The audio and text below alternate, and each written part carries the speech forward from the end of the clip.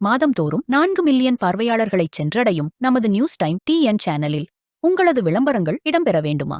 உடனே தொடர்பு கொள்ளுங்கள். 7603836167. உங்களது பிசினஸை அடுத்த கட்டத்திற்கு கொண்டு செல்ல எங்களுடன் இணையுங்கள். வணக்கம், நான் உங்கள் Damodaran Prakash. News time TN நேயர்களுக்காக தெருக்கூத்து பகுதியில்.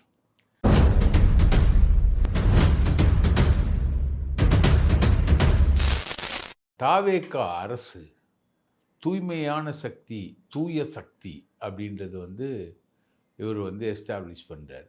இப்போ ஐஏஎஸ் ஐபிஎஸ் ஆஃபீஸர்ஸ் மாநாட்டில் கூட நீங்கள் போதைப் பொருட்கள் மேலே நடவடிக்கை எடுங்க, அதில் தாவேகா ஆட்கள் மாட்டினா கூட கவலைப்படாதீங்க அப்படின்ற மாதிரி பேசுகிறார். முழுக்க கோட் அண்ட் சூட் போட்டுக்கின்னு ஐஏஎஸ் அதிகாரிகள்லாம் முதல்வர் மாதிரியே இந்த மாநாட்டில் கலந்துக்கிட்டு இருக்காங்க. போதைப் பொருள் விஷயத்தில் மாட்டின சரத்து கூட இதில் கலந்துக்கிட்டு இருக்கார்.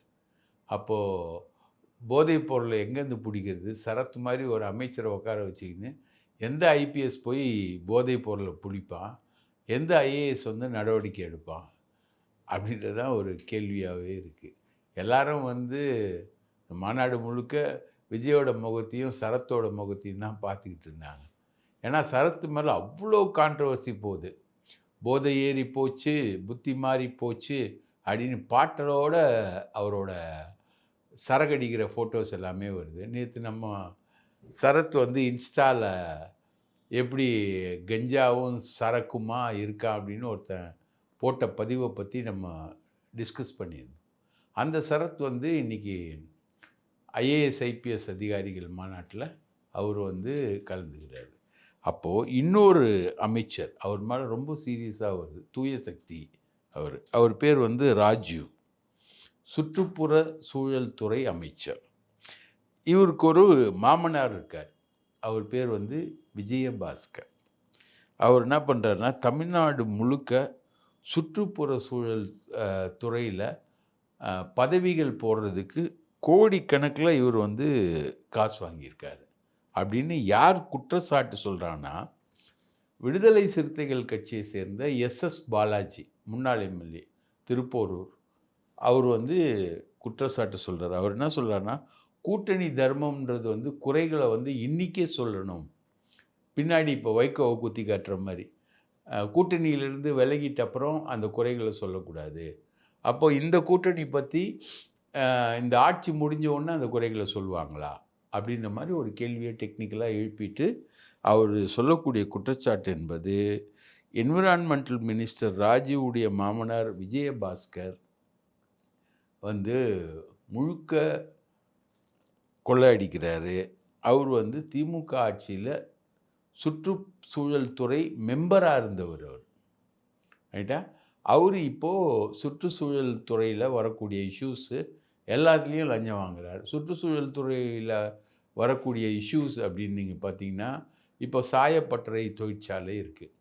அது அதோட கழிவு நீரை ஆற்றுல கலந்து விட்டாங்கன்னா என்ன ஆகுன்னா, ஆறு கெட்டு போகும். இப்போது கர்நாடகாவில் நீங்கள் பார்த்தீங்கன்னா, பல அணைகள்லேருந்து ரிலீஸ் ஆகிற ஆறுகள் நொர நொறையாக வரும். அது தமிழ்நாட்டில் இருக்கக்கூடிய இந்த மேட்டூர் மாதிரி டேமில் கலக்கும்போது சில டைம் தண்ணீரே பச்சை கலரில் மாறிடும். அது இல்லாமல் அந்த தண்ணியை வெளியில் நிறைய தண்ணி வந்துருச்சுன்னா அதை வெளியில் விடும்பொழுது நொர நொறையாக வரும். இதெல்லாமே சாயப்பட்டறை கழிவுகள் தான், ரைட்டுங்களா. ராணிப்பேட் பக்கத்தில் ஒரு குரோமியம் தொழிற்சாலை அவங்க தொழிற்சாலைக்குள்ளே இருக்கக்கூடிய கழிவுகளை அகற்றாமல் போனதுனால அந்த கழிவுகள் தேங்கி போய் குரோமிய கழிவுகள், அந்த குரோமிய கழிவுகள் பல ஆண்டுகளாக தேங்கி போய் அதை ரிமூவ் பண்ணுறதுக்கே ஒரு பெரிய ப்ராசஸ் இருக்குது அப்படின்றது மாதிரி வெயிட் பண்ணுறாங்க. அதே மாதிரி இந்த ஊட்டி மலைப்பகுதிகளில் பார்த்திங்கன்னா பாதரச கழிவுகள் நிறைய இருக்குது அப்படின்ற மாதிரி அங்கே வரக்கூடிய இஷ்யூஸ். இந்த மாதிரி சுற்றுச்சூழல் இஷ்யூஸ் ஏராளம் தமிழ்நாட்டில். கடலூரில் சிப்காட் தொழிற்சாலை இருக்கக்கூடிய பகுதிகளில் நீங்கள் தண்ணி அடிச்சிங்கனாலே அது மஞ்சள் கலரில் வரும் தண்ணியே, குடிக்கிற தண்ணியை சிப்காட்டு குடிகாடுன்ற பகுதியில் எல்லாமே அடிக்கிற தண்ணியே அந்தளவுக்கு வரும். அந்தளவுக்கு இருக்கக்கூடிய இந்த சுற்றுச்சூழல் இஷ்யூஸில் நிறைய காசு. ஏன்னா சுற்றுச்சூழல் இஷ்யூ வந்து இன்டர்நேஷ்னல் நார்ம்ஸ் பிரகாரம் அந்த கழிவு நீர் சுத்திகரிப்பு இதெல்லாம் வந்து அமைச்சு தான் நீங்கள் பண்ணணும், ரைட்டுங்களா? அந்த மாதிரி பண்ண முடியாது. இவங்க லாபத்தை எதிர்பார்க்குறவங்க அந்த மாதிரி பண்ண முடியாது. அந்த மாதிரி பண்ண முடியாததோட விளைவு தான் இப்போ அம்மோனியா ஃபேக்ட்ரியில் வந்து இந்த பெரியபாளையத்தில் கேஸ் லீக் ஆகி ஒரு 10 பேர் செத்தே போனாங்க. இப்போது அந்த மாதிரி சுற்றுச்சூழல் நடைமுறைகளை சரியாக கடைபிடிக்காததோட விளைவு தான். போபால் விஷவாயும் சுற்றுப்புற சூழல் நடைமுறைகளை சரியாக கடைபிடிக்காமல் வந்த விஷயந்தான். அந்த சுற்றுப்புற சூழல் விஷயம் என்பது தமிழகத்தில் பெரிய சென்சிட்டிவான ஒரு விஷயம். அதில் வந்து விஜயபாஸ்கர் அப்படின்னு சொல்லக்கூடிய இந்த அமைச்சர் ராஜுவோட மாமனார் வந்து காசு பார்க்குறாரு அப்படின்ற மாதிரி ஒரு பெரிய அலிகேஷனை சொல்கிறவர் யாருன்னா, தாவேகாவுடைய கூட்டணி கட்சியான விசிகாவுடைய முன்னாள் எம்எல்ஏ அவர் தான் சொல்கிறார். அந்த குற்றச்சாட்டுகளை அவர் தான் சொல்கிறார். இது ஒரு பக்கம் மச்சான். அதே மாதிரி பார்த்திங்கன்னா, இதே தூய சக்தி அரசில் புரோக்கராக இருந்தவர் வந்து அருள்சாமி அப்படின்றவர் வந்து அப்போது ஐஜியாக இருந்த ஆலிவர் அப்படின்றவருடைய உதவியாளர். அவர் மாவட்ட பதிவாளர் செல்வகுமார், உதவி ஐஜியாக இருக்கிறவர், எல்லாரும் சேர்ந்து இந்த ஆட்சி வந்த உடனேயே டிரான்ஸ்ஃபர் பட்டியல் வந்து ரெடி பண்ணுறாங்க. இந்த பதிவாளர் வந்து இந்த ஜோனுக்கு, இந்த பதிவாளர் வந்து இந்த ஜோனுக்கு அப்படின்னு 46 போஸ்டிங் மொத்தம். இந்த 46 போஸ்டிங்க்கு இவங்க வசூல் பண்ணது வந்து 50 கோடி ரூபாய் வசூல் பண்ணியிருக்காங்க. இப்போது அந்த விஷயங்கள் வெளியில் வருது. அதாவது கிட்டத்தட்ட காசு வாங்கிட்டு டிரான்ஸ்ஃபர் 50 கோடி ரூபாய் பதிவுத்துறையில் மட்டும். இது வந்து தூய்மையான ஆட்சியா அப்படின்றது கேள்வி. சுற்றுப்புற சூழலில் ஊழல், அமைச்சர் போதை, ரைட்டுங்களா? இன்னொரு அமைச்சர் வந்து சுற்றுப்புற சூழல் துறையில் மாமனாரை வச்சு கொள்ளடிக்கிறாரு அப்படின்னு ஆளுங்கட்சி கூட்டணி எம்எல்ஏ ஒருத்தர் குற்றச்சாட்டு சொல்கிறாரு. அதுக்கப்புறம் பார்த்திங்கன்னா பதிவுத்துறையில் ஊழல், இப்படி போயிட்டு. இதுக்கிடையில் பார்த்திங்கன்னா போன திமுக ஆட்சியில் இருந்தவங்களுக்கு எதிராக என்ன புகார் வந்தாலும் இம்மீடியட்டாக ஆக்ஷன் எடுக்கிறாரு. இப்போது நம்ம சென்னை நகர கமிஷனராக இருக்கிறாரு அமல்ராஜ். இவர் வந்து இவரும் விஜயும் வந்து ஒரே சர்ச்சுக்கு போகிறவங்க. அங்கே இருக்கக்கூடிய ஒரு ஃபாதரியார், அவர் பேர் ஜேவியர்னு சொன்னாங்க. அவர் மூலமாக தான் அமல்ராஜுக்கு பழக்கம் விஜய் டீமோட. இப்போது விஜயோட நேரடியாக பழக்கம் இல்லாதனால விஜய் உம்முன்னு ஏதாவது ஒன்று சொல்கிறாரு அப்படின்னு ஒரு சிக்னல் கிடைச்சா உடனடியாக அவர் வந்து ஆக்ஷன் எடுக்கிறாரு. அப்படி இவர் வந்து ஆக்ஷன் எடுத்ததில் ஒரு முக்கியமான ஆள் தான் அரசகுமார். இவரும் முத்துக்குமார்னு அன்பில் மகேஷ் பொய்யாமொழியுடைய உதவியாளராக அவர் வீட்டிலேயே உட்காந்துக்கிட்டு இருந்தவர். அவரும் முக்குளத்தோரை சேர்ந்தவர். இவரும் முக்குளத்தோர் சாதி அமைப்போட ரொம்ப க்ளோஸாக இருந்தவர். தனியார் பள்ளி அசோசியேஷனில் நிர்வாகியாக இருந்தவர். இவர் ஒவ்வொரு பள்ளியும் பார்த்திங்கன்னா மொத்தம் ஒரு 1600 தனியார் பள்ளிக்கிட்ட 25 லட்சத்துலேருந்து 50 லட்சம் ரூபாய் வரைக்கும் இந்த பில்டிங் அப்ரூவல், அந்த அப்ரூவல், இந்த அப்ரூவல் வாங்கி தரேன்னு சொல்லிட்டு பணம் வாங்கிட்டு டோட்டலாக ஏமாற்றிருக்காரு இவர், ரைட்டுங்களா? இவரில் இப்போது அரசகுமாரை ட்ரை பண்ணிகிட்ருக்காங்க, அரெஸ்ட் பண்ணிட்டாங்க. முத்துக்குமாரை வந்து தேடிக்கிட்டு இருக்காங்க. இப்போ முத்துக்குமார் மாட்டினாருன்னா நேரடியாக அன்பில் மகேஷ் வந்து க்ளீனாக மாட்டுவார். ஏன்னா முத்துக்குமாரோடைய வீட்டில் தான் இவர் தங்கியிருப்பார், முத்துக்குமாரோடு தான் இருப்பார். இவர் ஒரு முன்னாள் எம்எல்ஏ அப்படின்றாங்க. அதே மாதிரி அடுத்தது பார்த்திங்கன்னா சிற்றரசு அப்படின்னு ஒருத்தர் மத்திய சென்னை திமுக மாவட்ட செயலாளராக இருக்கார் சிற்றரசு. இவர் மேலே வந்து கம்ப்ளைண்ட் கொடுக்கறது வந்து துளசிராமன் ஒருத்தர். இவர் வந்து திமுககாரரு. இவர் வந்து இவரோட கம்ப்ளைண்ட் வந்து டோட்டலாக பார்த்தீங்கன்னா, சிற்றரசு, அவரோட பிஏ வந்து பிரசன்னா, சன் டிவியை சார்ந்த வினோத். இந்த 3 பேரும் சேர்ந்து கார்ப்பரேஷனில் டிரைவர் வேலை வைக்கிறேன், அது வைக்கிறேன், இது வைக்கிறேன்னு சொல்லிட்டு மொத்தம் ஒரு இவரோட ஒய்ஃபுக்கும் வேலை வைக்கிறேன்னு சொல்லிட்டு 3 லட்சம் 4 லட்சம்னு மொத்தம் ஒரு 69 லட்ச ரூபா வந்து வாங்கியிருக்காரு. யார்? சிற்றரசு. வேலை வந்து வைக்கவே இல்லை. ரைட்டுங்களா? சுத்தமாக வைக்கல. இவரை வந்து ஏமாத்துறாங்க. உடனே இவர் வந்து அன்னைக்கு பீரியட்லேயே டிஎம்கே பீரியட்லேயே கம்ப்ளைண்ட் கொடுக்குறாரு. அன்னைக்கு இவரை கைது பண்ணுறாங்க. திமுக ஆட்சியில் இவரை வந்து கைது பண்ணியிருக்காங்க. அப்படின்றதுக்கு என்ன கைது பண்ணாங்க, என்ன சிறையில் அடைச்சாங்க. ஆனால் இவங்க மேலே நடவடிக்கை எடுக்கலை. அப்படின்ற அடிப்படையில் இவர் வந்து புகார் கொடுத்து, அதில் இப்போது வந்து சிற்றரசு வந்து அங்கே கைதாகிறார். ரைட்டுங்களா? இந்த மாதிரி ஒரு போக்கு என்பது டோட்டலாக போய்கிட்டே இருக்குது. இன்னொரு திமுகவில் ஒரு முக்கியமான நியூஸ் என்னென்னா, ஜெகத் ரட்சகன். ஜெகத் ரட்சகனை பற்றி தெரியாதவங்களே கிடையாது. All in all Azhagu Raja MGR கிட்டே இருந்தவர். அவர் அப்படியே வளர்ந்து மேலே வராரு, பெரிய ஆளாக வராரு. அவருக்கு இல்லாத கல்லூரிகளே இல்லை.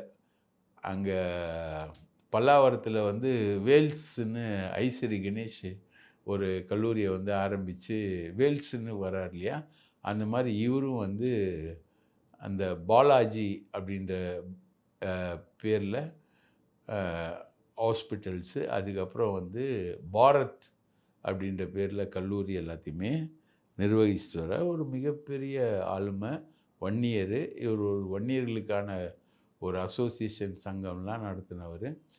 இப்போ இவர் வந்து அடுத்து துரைமுருகன் வந்து பொதுச் செயலாளராக இல்லை, அவருக்கு உடம்பு சரியில்லை, அவரை மாற்றணும் அப்படின்ற ஒரு தேவை வரும்பொழுது இவர் வந்து திமுகவில் வந்து பொதுச் செயலாளர் ஆவதற்கான முயற்சியில் ஈடுபட்டவர் தான் இந்த ஜெகத்து. இவருக்கு ஒரு பையன் இருக்கான். அவன் பேர் வந்து சந்தீப் ஆனந்த். சந்தீப் ஆனந்துக்கு வந்து அவர் வேளச்சேரியில் அவருக்கு வந்து சீட்டு கேட்குறாங்க. ஆனால் வேளச்சேரி வந்து காசி முத்து மாணிக்கம்னு ஒருத்தருக்கு தான் கொடுக்கறதா இருந்திருக்காங்க. சந்தீப் ஆனந்துக்கு வந்து அந்த சீட் வந்து இல்லை அப்படின்ற ஒரு பொசிஷன் வந்துடுச்சு. இப்போ இந்த சந்தீப் ஆனந்த் வந்து தாவேக்காக்கு போகிறார். இவர் எப்படி தாவேக்காக்கு போகிறாருன்னா, அதுக்கும் ஜெகத் ரட்சகனுக்கும் ஒரு சம்மந்தம் இருக்குது. ஜெகத்தும் புசி ஆனந்தும் ரொம்ப க்ளோஸாக, 2 பேரும் அந்த பாண்டிச்சேரி லிங்கில் வருவாங்க. பாண்டிச்சேரியில் ஹோட்டல்ஸு, கல்லூரி, காலேஜஸ் எல்லாத்தையுமே வச்சுருக்காரு ஜெகத் ரட்சகன். விட்டா பாண்டிச்சேரியுடைய முதலமைச்சராகவே ஜெகத் ரட்சகன் வந்திருப்பார்னு திமுக ஆட்சியில் வந்து ஒரு பேச்சே இருந்தது. ஜெகத்து கையில் கொடுத்தா ஜெகத் ஜெயிச்சு காட்டிடுவார். அதாவது காங்கிரஸ் கூட்டணிக்கு எதிராக பேசக்கூடிய ஒரு டெர்மினாலஜியில் வந்து ஜெகத்துக்கிட்ட கொடுத்தா ஜெகத் வந்து பாண்டிச்சேரி முதலமைச்சராகவே ஆயிடுவார் அப்படின்னு அவங்க சொல்லிக்கிட்டு இருப்பாங்க. அந்த மாதிரி பாண்டிச்சேரியில் புசி ஆனந்துக்கும் இவருக்கும் ஏற்பட்ட லிங்க்கு.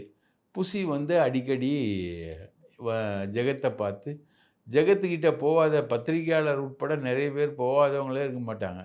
ரைட்டுங்களா? அது ஒரு அந்த வன்னியர்ன்ற சாதி அடிப்படையில் ஒரு லாபியை வச்சுக்கிட்டு அவங்களுக்கு ரெகுலராக காசு கொடுத்துக்கிட்டு நிறைய வேலை பண்ணிக்கிட்டு இருப்பார். அந்த மாதிரி புசி வந்து அடிக்கடி போய் ஜெகத்தை பார்ப்பார், ஜெகத் வந்து புசியை பார்ப்பார். இந்த மாதிரி 2 குடும்பத்துக்கு இடையில் லிங்க் வந்து சந்தீப் ஆனந்த் வந்து அவருக்கு வந்து திமுகவில் எதிர்காலம் இல்லை அப்படின்னு முடிவு பண்ணிவிட்டு சந்தீப் ஆனந்த் வந்து தாவேக்கால சேர்றதுக்கு முயற்சி பண்ணுறாரு. முடிவு பண்ணிட்டார். அவர் சேரவும் போகிறார். இதில் என்ன பியூட்டினா, உதயநிதியே வந்து ஃபோன் பண்ணி சந்தீப் கிட்டே பேசுகிறாரு. அண்ணன் சந்தீப் லைனே எடுக்கல. ரைட்டுங்களா? ஜெகத் வந்து திமுகவுடைய பெரிய ஸ்ட்ராங்கான ஹோல்டு ஏவாவேலு மாதிரி. ஏவாவேலு, ஜெகத்து, நேரு இவங்கெல்லாம் வந்து திமுகவுடைய அசைக்க முடியாத பிம்பங்கள். இந்த பிம்பங்களில் ஒன்று தான் ஜெகத்து குடும்பம். ஜெகத்து குடும்பத்துலேருந்தே ஒரு ஆள் இங்கே போகிறாரு, தாவேக்காக்கு போகிறாரு. அவருடைய சொந்தக்காரர் ஒருத்தர் இருக்கார், காமராஜ்னு ஒருத்தர். அவர் தான் வந்து தாம்பரம் மாநகராட்சியை நிர்வாகம் பண்ணக்கூடிய ஒரு ஆள். அவரை கேட்காம அணுவுமே அசையாது. ரைட்டுங்களா? அந்த மாதிரி ஒரு ஆளு. ரொம்ப பெரிய ஆளு, பார்க்கறதுக்கு பிஹேவியரு, பந்தா இதெல்லாம் வந்து எந்த விதமான குறைவும் இருக்காது. ஆனா, இந்த குடும்பம் வந்து டோட்டலா இப்போ தாவேகாவ நோக்கி போது. இப்போ சந்தீப் ஆனந்த் போறாரு. ஜெகத்து போறாரான்னா, ஜெகத்து போல அப்படின்ற மாரி சொல்லிக்கிட்டு இருக்காங்க. இது வந்து தாவேகாவ நோக்கி மூவ்மெண்ட்டு நடக்கக்கூடிய ஒரு விஷயம். இப்போ பார்த்தீங்கன்னா, தாவேகாவ நோக்கி அடுத்த மூவ்மெண்ட் நம்ம நேத்து சொன்னோம் 12 எம்எல்ஏக்கள் போறாங்க. அதிமுக எம்எல்ஏக்கள் போறாங்க அப்படின்றதுல, மயிலம் சி.வி. சண்முகம், அப்புறம் அருண்மொழி தேவன், சங்கராபுரம் ராகேஷ், திருத்தணி ஹரி, கே.சி. வீரமணி, நத்தம் விஸ்வநாதன் உட்பட எல்லாருமே வந்து ரெடி ஆயிட்டாங்க. இவங்கெல்லாம் ரெடி ஆயிருக்காங்க அங்க போறதுக்கு. ஆனா, இந்த 12 எம்எல்ஏக்கள் லிஸ்ட்ல இவங்கலாம் வராங்க. தங்கமணின்றவர் வந்து அதிமுக பிரமுகர் வந்து அவர் வந்து தாவேகாக்கு போல. அவர் வந்து ரிவர்ஸ்ல திமுகவுக்கு போறாரு. ரைட்டுங்களா? அந்த அளவுக்கு நிலவரங்கள் வந்து போய்க்கிட்டு இருக்கு. இதில் முக்கியமான தகவல் என்னன்னா, நம்ம வேலுமணி இவர் வந்து தாவேகாக்கு போல. தாவேகா கூப்பிட்டு அந்த ஆஃபரை வந்து இவர் ரிஜெக்ட் பண்ணியிருக்காராம். நான் வர முடியாது. எனக்கு வந்து மாவட்டத்தில் வந்து சேமா வேலுச்சாமியை போட்டாங்க அவருடைய தொகுதிக்கு. இனி வந்து சேமா வேலுச்சாமியை போட்டாங்க. அதை ரிமூவ் பண்ணிவிட்டு எனக்கு மாவட்ட பொறுப்பு தரணும்னு அவர் சண்டை போடுறாராம். அவர் வந்து போகலையாம். பாக்கி இவங்க எல்லாருமே போகிறாங்க. மயிலம் சண்முகம், அருண்மொழி தேவன், சங்கராபுரம் ராகேஷ், திருத்தணி ஹரி, கே.சி. வீரமணி, நத்தம் விஸ்வநாதன், கே.பி. அன்பழகன். இவ்வளோ பேர் ரெடியாகி அங்கே வந்து போய்கிட்டு இருக்காங்க அப்படின்றது தாவேகாவுக்கு போகக்கூடிய லிஸ்ட்டில் இருக்கக்கூடிய தகவல்கள். தாவேகா மினிஸ்டர் வந்து எந்த அளவுக்கு கரப்டாக இருக்காங்க அப்படின்றதுக்கு எஸ்.எஸ். பாலாஜி வந்து போட்ட பதிவுகள் வந்து ஒரு மிகப்பெரிய உதாரணமாக இருக்குது. இவங்க வந்து திமுக மேலே எல்லாருமே வந்து ரெடியாக இருக்காங்க எஃப்ஐஆர் போடுறதுக்கு, அரெஸ்ட் பண்ணுறதுக்கு சென்னை நகர போலீஸ் உட்பட. இந்நிலையில் வைகோ வந்து திருப்போரூரில் ஒரு கூட்டத்துக்கு போயிருக்காரு. கூட்டத்தில் நம்ம திருப்போரூர் சரவணன் அப்படின்னு ஒரு பத்திரிகையாளர் வந்து கேள்வி கேட்டிருக்கார். நீங்கள் இப்போ வந்து இந்த குறைகள்லாம் சொல்கிறீங்க, திமுக ஆட்சி மேலே குறைகள் இருந்தது, கரப்ஷன், கமிஷன், கட்டிங் எல்லாம் சொல்கிறீங்க, ஏன் அப்போ சொல்லலை நீங்கள்? ஏன் அப்போ சொன்னால் அது தப்பாயிடும்ல அப்படி இப்படின்னு. அப்போது இவர் ஒரு குரல் சொல்கிறார். இடிப்பாறை இல்லா ஏமராமன்னன் கெடுப்பாருமின்றி கெடும்னு குரலில் சொல்லியிருக்காங்க. அப்படி இருக்கும்போது நீங்கள் வந்து அந்த தவறுகளை வந்து அப்போவுமே சுட்டி காட்டியிருந்தா அவங்க திருத்தியிருப்பாங்களே இல்லை. உடனே இவர், நீ குரல்லாம் எனக்கு சொல்லாத, 1330 குரலையும் நான் உங்களுக்கு திருப்பி சொல்லுவேன், அப்படி இப்படின்னு சொல்லிட்டு அந்த பத்திரிக்கையாளரை கிட்டத்தட்ட அடித்து வெளியே இழுத்துன்னு போகிற அளவுக்கு பாயிறாங்க. இவங்க ஆளுங்கட்சியே கிடையாது. ஏட்டா ஆளுங்கட்சியில் தோழமை கட்சியாக சப்போஸ் சேரப்போகிறவங்க இவங்க. அவங்க இன்னும் பொண்ணு கொடுக்கல, பொண்ணு எடுக்கல, நிச்சயதாம்பலம் கூட நடக்கலை. அதுக்கு முன்னாடி வைகோ வந்து பத்திரிகையாளர்கள் மேலே இந்த அளவுக்கு பாயறதும் நம்ம திருப்போரூர் சரவணன் வந்து அவர் சொந்த ஊர் அது. அந்த சொந்த ஊரில் மீட்டிங் போட்டு அவரே அடிக்க பாயறக்கூடிய அளவுக்கு வைகோவுக்கு வந்து வெறித்தனம் வந்து கூடியிருக்கு அப்படின்ற ஒரு சிம்பிளான விஷயத்தையும் இவங்க நடத்தக்கூடிய மாநாடுகளில், தாவேகா நடத்தக்கூடிய மாநாடுகள் எல்லாமே நகைச்சுவைத்தனமாக போய்கிட்டு இருக்கு அப்படின்ற ஒரு தகவலையும், அந்த மாநாட்டில் சதீஷ் பங்கேற்றிருக்க போதைப்பொருள் ஒழிப்பை பற்றி விஜய் பேசக்கூடிய நிலைமையும் ஓடிக்கிட்டு இருக்கிறதையும் மக்களிடம் பதிவு செய்துவிட்டு விடைபெறுகிறேன். நன்றி, வணக்கம்.